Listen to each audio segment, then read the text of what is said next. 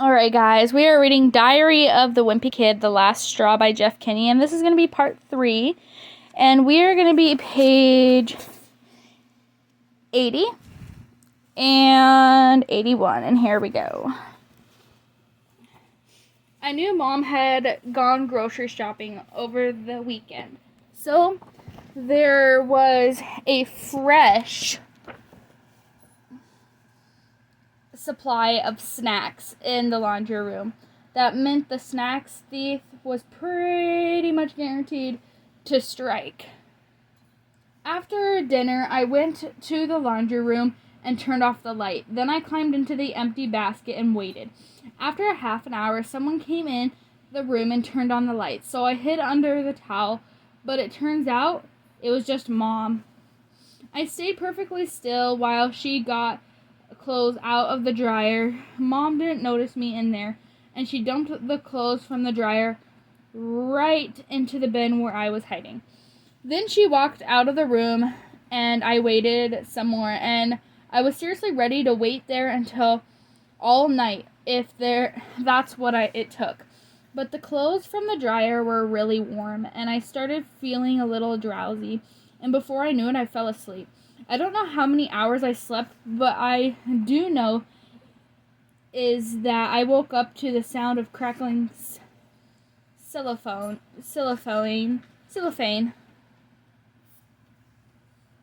When I heard the sound of chewing, I turned on my flashlight and caught the thief red-handed. It was Dad. Man, I should have known it was him from the start. When he comes to junk food, he is a total addict. I started to give Dad a piece of my mind, but he cut me off. He wasn't interested in talking about why he was stealing our lunch snacks. That he was interested in talking about what the heck I was doing buried in a pile of Mom's underwear in the middle of the night. Right at the moment we heard Mom coming downstairs, I think me and Dad realized how bad the situation looked for both of us, so we each just grabbed as many oatmeal creams as we could carry and made a run for it. Wednesday. I was still really steamed at Dad for stealing our lunch treats, and I was planning on confronting him tonight, but Dad was in bed by 6, so I didn't get my chance. Dad went to bed so early because he was depressed and something that happened when he got home from work. When Dad was getting the mail, our neighbors from up the street and Snellas walked down the hill with their new baby. Hey there, Frank. The baby's name is Seth, and I think he's about 2 months old. Every time the Snells have a baby, 6 months later, they grow a big half-birthday party and invite all the neighbors. The highlight of each Snella half-birthday party is when the adults line up and try to make the baby laugh. The grown-ups do all these wacky things and make complete fool of themselves. I've been to every single Snella half-birthday party so far, and no baby has laughed once. Everyone knows the real reason the Snellas have these half-birthday parties is because their big dream is to win 10,000 grand prize on American Funniest Families. That this TV show where they play home movies of people getting hit in the groin with golf balls and stuff like that. The Snellas are just hoping something really funny will happen to one of their parties so they can catch it on videotape. They've actually gotten some pretty good stuff these years. During Sam Snella's half-birthday party, Mr. Brittner slipped his pants during the jumping jacks, and during Scott Snella's party, Mr. Ottman was walking backwards and he fell into the baby pool. The Snellas turned in those videos, but they didn't win anything, so I guess they're just gonna keep trying having babies until they do. Dad hates performing in front of people, so he'll do everything he can to avoid having to act like a fool in front of the whole neighborhood, and so far Dad has weaseled his way out of every single Snella half birthday party. At dinner, Mom told Dad he has to go to Seth Snella's half birthday party in June. And I'm pretty sure Dad knows that this time his number is finally up. Thursday. Everybody at school has been talking about the big Valentine's dance that's coming up next week. This is the first year at my school that they've actually had a dance, so everyone's all excited. Some of the guys in my class were even asking girls if they would be their dates to the dance. Me and Riley are both bachelors at the moment, but that's not gonna stop us from arriving in style. I figured if me and Riley scrapped together some money in the next few days, we could rent a limo for the night. But when I called the limo company, the guy who answered the phone called me ma'am. So that's pretty much blew any chance he had to getting my business. Since the dance is next week, I realized I gotta need something to wear. I'm kind of in a pinch because I've already worn most of the clothes I got for Christmas, and I'm almost out of clean stuff to wear. I went through my dirty clothes to see if there was anything I could wear a second time. I separated my laundry into 2 piles, one that I could wear again and one that would get me sent down to the nurse Paula's office for a lecture of hygiene. I found a shirt in a pile of number of that wasn't so bad, except it had a jelly stain on the left-hand side. So, at the dance, I'll just need to remember to keep Holly Hills to the right of me at all times. Valentine's Day. I was up late last night making Valentine's Day cards for everyone in my class. I'm pretty sure my middle school is the only one in the state that still makes all the kids give cards to one another. Last year, I was actually looking forward to card swap. The night before Valentine's Day, I spent a lot of time making an awesome card for this girl named Natasha, who I kinda liked. Beloved Tasha, for you a fire blazes in my heart, so strong that ember alone could bring 1,000 hot tubs to a boil, so intense that it causes snowmen everywhere to disappear. Let the bonfire of my love wrap you in its warmth. Only your kiss could quench the flame that so consumes me. To you I pledge my love, my desire, my life, Greg. I showed Mom my card to check for spelling errors, but she said what I wrote wasn't age appropriate. So she told me maybe I should just get Natasha a box of candy or something. But I wasn't about to take romance advice from my mother. At school, everyone went around the room. Oh my gosh. Okay.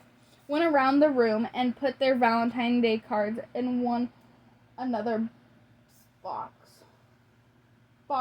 But I delivered my card to Natasha personally. I let her read it, and then I waited to see what she made for me. Natasha dug around her box and pulled out this cheap store-bought card that was supposed to be for her friend Chantel, who was out sick that day. Then Natasha scribbled out her friend's name and put my name on it instead. To Greg from Natasha. I think you're far out. Anyway, you can probably see why I wasn't too enthusiastic about the card exchange this year. Last night I came up with a great idea. I knew I had to make a card for everyone in the class. But instead of being all mushy and saying things I didn't really mean, I told everyone exactly what I thought of them. The trick was I didn't actually sign any of my cards. Dear James, you smell. Okay, my gosh. A few of the kids complained about the cards to our teacher, Miss Reiser, and then she went around the room trying to figure out who sent them. I knew Miss Ricer would think that whoever didn't get a card was a culprit, but I was prepared for that because I made a card for myself too. Dear Greg, I hate your guts. After the card exchange, came the Valentine's dance. The dance was originally supposed to be at night, but I guess they couldn't get enough parents to volunteer to be chaperones, so they put the dance smack in the middle of the school day instead. The teacher started rounding everyone up and send them down to the auditorium at around 1.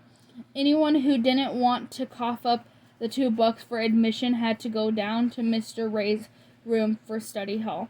But it was pretty obvious to most of us that study hall was basically the same thing as detention.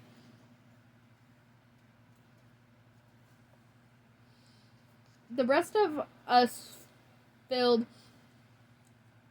into the gym and sat in the bleachers. I don't know why, but all the boys sat on one side of the gym and all the girls sat on the other. Once everyone was inside the gym, the teacher started the music, but whoever picked out the song is seriously out of touch with what kids are listening to these days.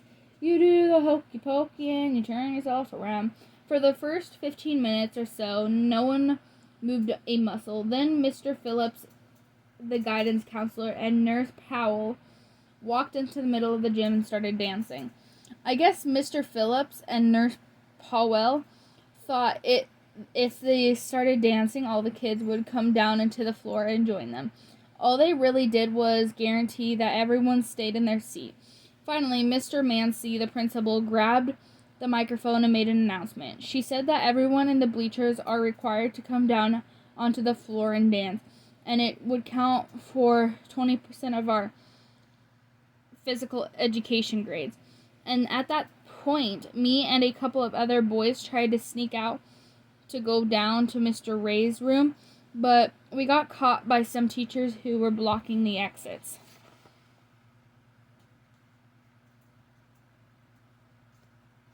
Miss Mancy wasn't kidding about the gym grade either.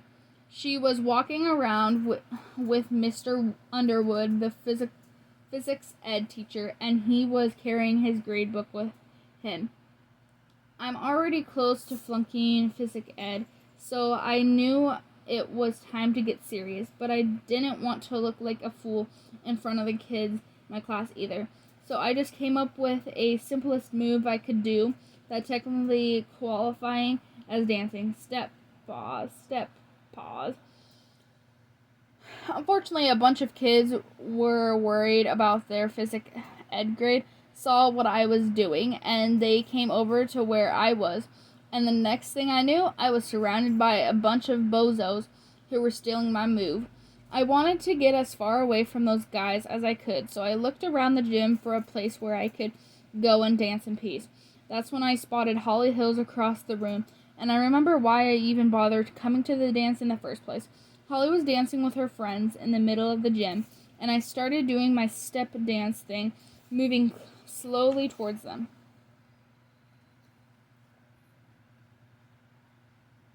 All the girls were lumped together in one big pack, and they were dancing like professionals, probably because they spent all their free time watching MTV. Holly was right in the middle of the group. I kind of danced around the outside of the circle for a while, trying to find an opening, but I couldn't. Finally, Holly stopped dancing and went to get a drink, and I knew it was my big chance. But just when I was about to go up to Holly and say something witty, Frigley came flying in out of the nowhere. Boogie, boogie, boogie. Frigley had pink frosting covered his face, so he was probably all hopped up on sugar from the cupcakes they were serving at the refreshments table. All I know for sure is that he totally ruined what should have been a great moment between me and Holly. A few minutes later, the dance was over, and I missed my chance to make a good impression on her. I walked home alone after school because I just needed a little time by myself. After dinner, Mom told me there was a Valentine's card out in my mailbox with my name on it. When I asked her who it was from, she said someone special. I ran out to the mailbox and got the card. And I have to admit, I was pretty excited. I was hoping it was from Holly, but there are at least 4 or 5 other girls at my school who I wouldn't mind getting a card from either. The card was in a big pink envelope with my name written in cursive. I ripped it open, and here's what I found. A sheet of construction paper with a piece of candy taped to it, and it was from Riley. Sometimes I just don't know what about that boy. Saturday, March. The other day, Dad found Manny's blanket, Tiggy, on the couch. I don't think Dad knew what it was, so he threw it away. Ever since then, Manny's been turning the house upside down, looking for his blanket, and finally, Dad had to tell him that he accidentally threw it out. Well, Manny got his revenge yesterday by using Dad's Silver War battlefield as a playset. Manny's been taking his anger out on everyone else, too. Today I was sitting on the couch, just minding my own business, and Manny walked up to me and said, "Bloopy." I didn't know if bloopy was some kind of little kid bad word or what, but I didn't like the sound of it. So I went to find Mom and asked her if she knew what it meant. Unfortunately, Mom was on the phone, and when she was gabbing with one of her friends, it takes forever to get her attention. Mom, mom, mom, mom, mom, mom, mom. Blah, blah, blah, blah, blah. I finally got Mom to stop talking for a second, but she was mad that I interrupted her, and I told her Manny called me Bloopy. And she said, "What is Bloopy?" That kind of threw me for a second, because it's the exact question I was trying to ask her. I didn't have an answer, so Mom just went back to her conversation. After that, Manny knew he had a green light to call me Bloopy whenever he wanted, and that's what he's been doing all day. Wipe my hiney, Bloopy. I guess I should have known that telling on Manny wasn't gonna get me anywhere. When me and Roderick were little, we used to tell on each other so much that it made Mom crazy. So she brought out this thing called a tattle turtle to solve the problem. Mom came up with the tattle turtle idea when she taught preschool. The idea behind the tattle turtle was that if me and Roderick had a problem with each other, we had to tell the tattle turtle instead of Mom. Well, the tattle turtle worked out great for Roderick, but not so much for me. Tattle turtle, Roderick stole all the money from my piggy bank. Easter. On the car ride to church today, I felt like I was sitting on something sticky. And when I got out and turned around and looked at the back of my pants, there was a chocolate all over them. Manny had brought his Easter bunny with him in the car, and I must have been sitting on the ear or something. Mom was trying to get the family inside so we could get good seats, but I told her there was no way I was going in there looking like that. I knew Holly Hill and her family was probably already there. I really didn't need her wondering if I'd pooped in my pants. Mom said skipping church on Easter wasn't an option, and we argued back and forth. Then Roderick chimed in with his solution. He can wear my pants. Roderick knows that church on Easter is always at least 2 hours long, so he was just looking for an excuse to get out of it. But right at that moment, Dad's boss and his family pulled up along us in the parking lot. Happy Easter, Heffleys. Mom made Roderick put his pants back on, and then she gave me her sweater on and tie around my waist. I don't know which was worse, wearing dress pants with chocolate all over them, or wearing Mom's pink Easter sweater like a kilt. Church was pretty full. The only seats that were empty were right up front where Uncle Joe and his family were sitting, so we sat next to them. I looked around and I spotted Holly Hills and her family 3 rows back. I was pretty sure she couldn't see what I was wearing from the waist down, so that was a relief. And that is the end of part 3.